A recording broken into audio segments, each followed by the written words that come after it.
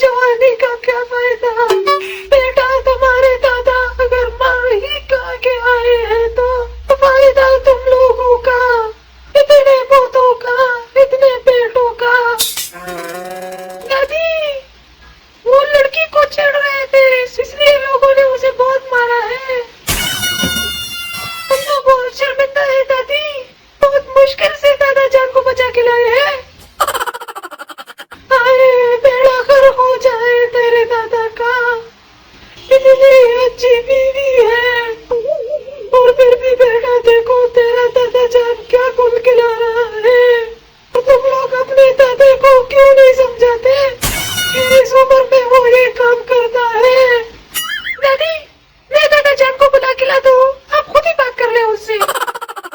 अजीब बेगैरत मर्द है, इतनी खूबसूरत बीवी के होते हुए भी ये दूसरी औरतों को छेड़ता रहता है।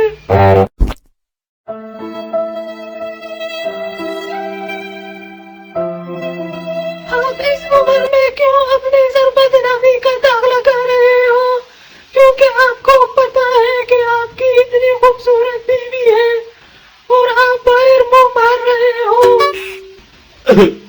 बेगम, मैं क्या करता, मैंने जब आपकी सहेली को देखा तो पुराना जमाना याद आ गया।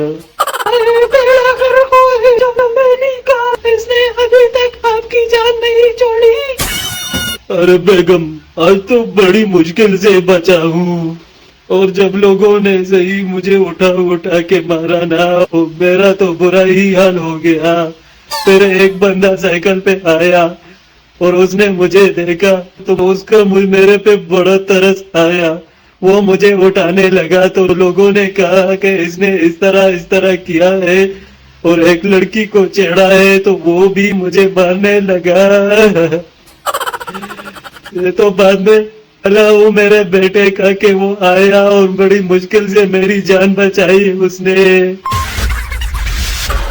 अरे बेगम, आज तो बहुत ही दर्द हो रहा है। बेड़ा कर उस साइकिल वाले का, उसने तुझे क्यों मारा? उसको तो तुम पे रहम आना चाहिए था कि एक पुट्टा है चलो उठा ही लूं। और फिर जब आपका बेटा मुझे ले गया डॉक्टर के पास तो मेरे सर से बहुत खून बह रहा था।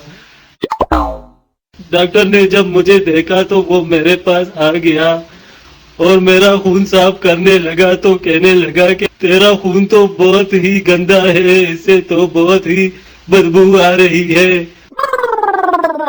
फिर मेरे बेटे ने कहा कि नहीं, इसका खून मैंने गंदे कपड़े से साफ किया था, इसीलिए इसके खून से ये बदबू आ रही है।